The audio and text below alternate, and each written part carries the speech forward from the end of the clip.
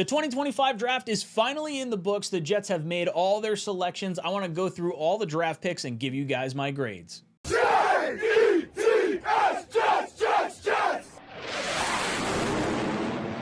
All right, gang, welcome in. I'm excited to have you here. I want to give you guys my grades for all the draft prospects that the Jets made this past weekend. I'm exhausted.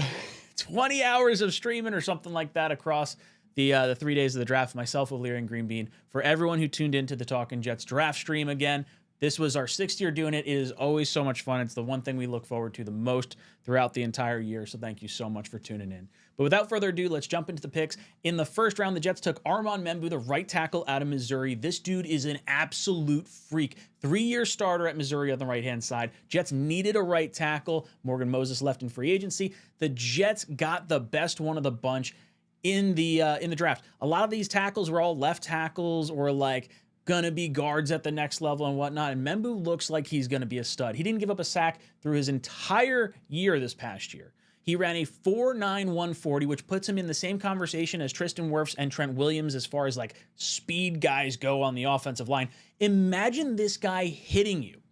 I think I saw this somewhere. God, I gotta look it up. I don't know the exact stat off the top of my head, but it's like when this guy hits you at a certain speed, it's like he's gonna put you in the ground. This guy's gonna bury you.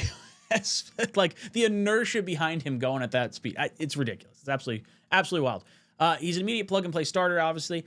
Full line from left tackle to right tackle. Everyone is under the age of 27 years old, and Olu and Membou are 20 and 21 years old, respectively. Like, this is awesome. We might have our right and left tackle for the next like 10 years if everything goes as planned. And then the rest of the interior offensive line, Tippmann is locked in for the next few years. And then you have AVT and Simpson going into contract years. So hopefully we can bring both of them back as well and they can grow for the foreseeable future. This is absolutely a pick for the now and for the future. Like, if you want to see what you have in Justin Fields right now, you have to be able to protect him, and giving him probably the best offensive line that he's had since he's been in the NFL is just the right way to do it. I'd imagine the running backs are going to be excited about this with Breece Hall and Braylon Allen. Like, we are just going to punish people on the ground. I cannot wait to run on the right-hand side with AVT and Membou leading the way, and then you got John Simpson, old Mr. Nasty, coming around and just knocking teeth out. I want every bit of it. Really like the Membou pick. Then we get into the second round. Jet fans were hoping to get Mason Taylor. He winds up falling to the Jets. Really happy with that. Father, Jason Taylor, played for the Jets for 1 year. Obviously, division rival Miami Dolphins. But we got that nice picture of Mason Taylor in the Jet uniform or the Jet jersey on the in the crowd. That was really cool. Zach Thomas, his uncle, so really strong family lineage as far as football is concerned. Aunt Joy Taylor, so she's good over at ESPN and whatnot. And it is kind of funny that she has to now root for the Jets, and like also like the other Dolphins guys have to root for the Jets. So there's like a little, haha, got them back. He only had 1 drop last year, averaged about 10 yards per reception throughout his entire career at LSU. He took 45% of his snaps from the inline position, 44.6% of his snaps in the slot, and 9% of his snaps were out wide. Nick Saban, legendary college coach, says this is the biggest recruiting mistake we ever made. He is an outstanding player. They should have wanted him at Alabama. I guess he was like sort of like trying to decide, and Saban didn't push as hard as he should have, and he's like, I cannot believe we let this guy go. So I love hearing that. That is just a glowing endorsement. Tight end was such a major need for the New York Jets. Going into this draft, the 2 areas of concern: tight end, right tackle above anything else. Like, we obviously need safety, we obviously need a linebacker, all this other stuff. Like, there's a lot of other pieces that you could plug in for depth and whatnot, but like no starters at right tackle and tight end, and they solved it at the beginning part of this draft, and I really like it, especially when you consider the tackles that went after Membou and the tight ends that went after Mason Taylor. The Jets kind of caught the early side of the run on both those positions, and that was a really, really good thing. In the third round, a little bit of a surprising pick, I think, for a lot of players or for a lot of people. Azariah Thomas, A.Z. Thomas out of FSU, the cornerback. This guy's 6'2". He's got a freakishly good frame. Between him and Sauce, this is going to be like a scary secondary. Now, I understand some frustration because the Jets just paid Stevens like $13 million a year to be a corner, or was it 3 years, $36 million or something along those lines from Baltimore.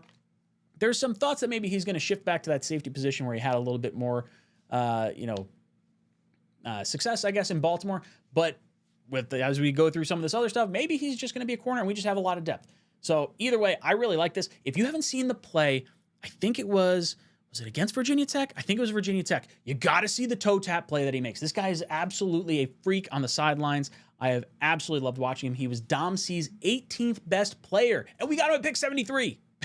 Pick 73, you get this guy. I can't tell you how many times I've seen this dude mocked in the second round. The Jets got great value. So even though cornerback isn't necessarily the highest position of need, you're getting a premium position locked down for the next 4 years, and like it gives you some incredible flexibility long term. I love this.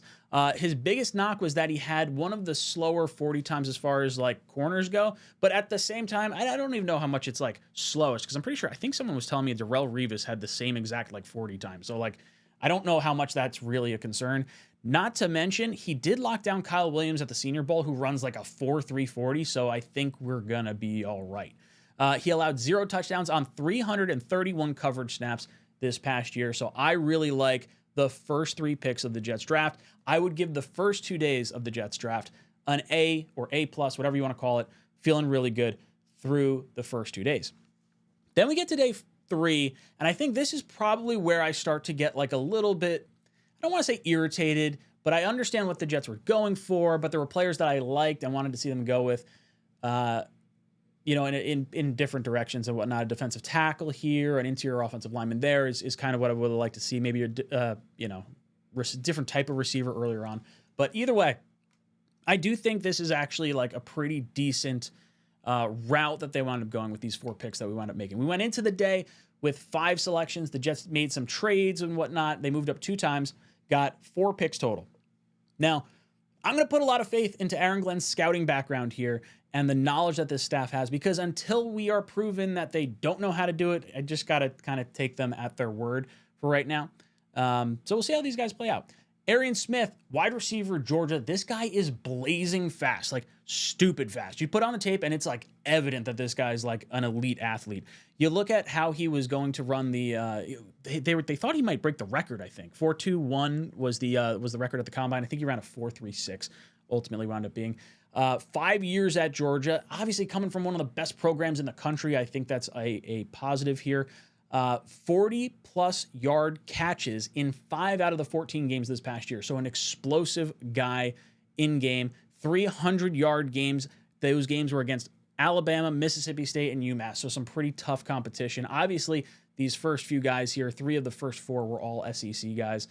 So kind of a trend that you're seeing with this regime here. Only allowed 23 yards in punt returns across 28 games because he's a gunner on special teams. So he's going to be able to immediately come in and help in that facet. 10 drops on the season. That's a lot of drops. Cannot have this. Get this guy in front of a jugs machine like all season long. The nice thing about him is the speed is so different in our wide receiver room comparatively to what we have. Like, we got some big body guys in Lazard. We have the gadget guy in like Malachi Corley and the do-it-all guy with Garrett Wilson. We don't have that take the top off the defense guy, and that's exactly what Smith offers. So I'm not necessarily looking for anything crazy. If he wants to play distraction and just scream down the field going a million miles an hour, I think that's really helpful in and of itself to get other guys the ball too. One thing that I didn't love was a lot of injuries. It seems like he's only got 1 full year of like starting, even though he played 5 years at Georgia. He had a torn meniscus in his right knee in 2021, broken fibula in 2021. I believe that was like the same injury. I would think so. I don't think you're playing on a torn meniscus, but I don't know. They list both those injuries. He missed 4 games his junior year with a high ankle sprain in 2022, and then he had a fractured ankle in 2023. So 2024 was the first time he was like really healthy. So a little bit of a concern there. Would have been probably a 2nd-round pick if it were not for the drops. So when you consider like the Jets' first 4 selections, every one of them was selected. You could argue that, Membu and Mason Taylor were picked right where they were expected, but A.Z. Thomas and Arian Smith, both guys could have gone much higher if things had changed just a little bit. And then that gets us to our next pick. We trade up for Malachi Moore, the safety from Alabama, and this dude is a ball hawk. Lots of range going on here, and another guy that could have gone much higher than he actually did. He was projected as a 2nd-round pick is what I was looking at here. I think, what did we get him? The last pick in the 4th round or towards the tail end of the 4th round? Deep coverage, and man-to-man, really good at. Dangerous roaming ball hawk is how Connor Rogers described him. He's a 5-year starter at Alabama, like legitimately played all 5 years here. Lots of snaps across all of that. Glenn mentions him as like out of the mold of Brian Branch, which is a glowing review. Not to mention we got him way later than Brian Branch went, so that's pretty cool. Coverage grade 89.4, run grade 75.7, missed tackle rate 6.8, and forced incompletion rate of 23.3. Guy's a stud. Guy's an absolute stud. So I really like this. This might be my favorite pick of the of day 3. Because this guy seems like he might come in and just start right away. Like, this is entirely possible. I'm excited to see how this guy plays this year. Jets added a lot of depth to the secondary this year, or not just this year, but like in this draft. You got to be feeling pretty decent. And with Aaron Glenn having obviously a defensive back and scouting background, you think he's going to get a lot more out of these particular type of players, similar to like Robert Saleh getting a lot out of like the defensive line and linebackers when he was here. So I'm really looking forward to this. In the last 2 picks, we get 2 guys out of Miami. The first one, Francisco 𝐀𝐄𝐄, I'm going to screw this up, 𝐀𝐿𝐥𝐢𝐥𝐢. I think that's how that's pronounced. Linebacker out of Miami, 9.22 RAS score. That was one of the best scores of linebackers in this class. I believe it was like top 300 across like, was it 3,000 times they've done the RAS score in however long. So really, really good. 11 tackles for a loss or no gain this year, and 18 tackles for a loss in 2023. That was 9th in the country. He is a heavy hitter, so very different than what, like, I shouldn't say very different from what Sherwood and Quincy does, but Quincy, like, if you think those guys can kind of cover the pass, this guy's going to be more of your, like, run defender. He's going to thump you really friggin' hard. I mean, he fits in well with the rest of the guys. Sherwood and Quincy are no light hitters by any stretch of the means. 42 and 43 stops each of the last 2 years. Like, this guy stops the run. So I like getting him this late. I think it was an important part. We don't know what's going to happen with Quincy Williams moving on beyond this year, and the Jets do kind of need a third linebacker. We don't know what Zaire Barnes could really do in more playing time. So a lot of developmental type guys, and I think this guy's going to be able to produce on special teams, pretty quickly on in his Jets career. And you can kind of see that across, Smith as well. Like, you're getting guys that are going to be able to contribute for this season. The final guy that we got, Tyler Barron, defensive end out of Miami. He did 4 years at Tennessee and then his final year at Miami. I love this stat, and I'm going to take this one with me to the grave. Abdul Carter, 11% pressure rate. Tyler Barron, 15.5% pressure rate. So Giants took Abdul Carter number 3. I'm just saying we got this dude in like the 5th round. So I think the Jets got better value. We got the better player. That's how I'm reading this right now. Guy had 10 sacks in 2024. Said he's willing to play any position, which is basically like kind of replacing what Michael Clemens was. Michael Clemens played inside. He played outside. Has a pretty high cap hit. I think it's like $3.5 million this year.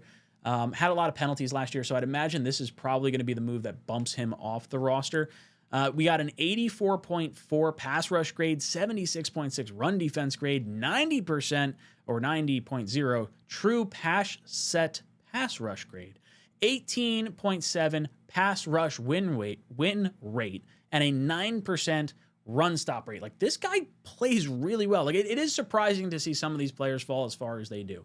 Now, I will say this, as far as the players that we took on day 3, there was some degree of feeling that like, man, we're just reaching for some of these players. Like, a lot of them were much lower, particularly Arian Smith, a lot lower on guys' boards. I think Connor Rogers had him as an undrafted free agent, and we wound up taking him in the 4th round.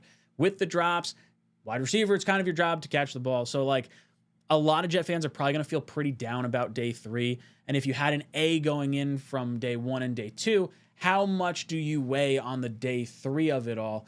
I think from an expectation standpoint, I'm giving this probably a C on the day 3 side of things. But after going through everything and looking at the players, it feels like this regime found players they liked and they said, I don't care if it's going to be a reach. This is a guy I want in camp with us this year. Not really the way I like operating the day 3 of the draft. I really like maneuvering, trading back a little bit, getting some guys that, seem a little bit more established. Like, some of these guys feel like they might have some pretty low floors, but there might be some booming potential there. So overall, I would give our grade, Draft grade for the, I'm going to give us a B+. I think B+ is a pretty solid grade here. We went into the draft knowing we needed tight end and right tackle. We solved those immediately to start the draft. And then the rest, you got guys that were like pretty high upside. And I really like the Thomas pick. I think the Thomas and the Malachi Moore picks are two picks that I'm really excited about because I think they are going to start or at least can like contend to start right off the bat. And because our head coach was a former defensive back, there's like a little more juice and like knowledge that goes into it and whatnot.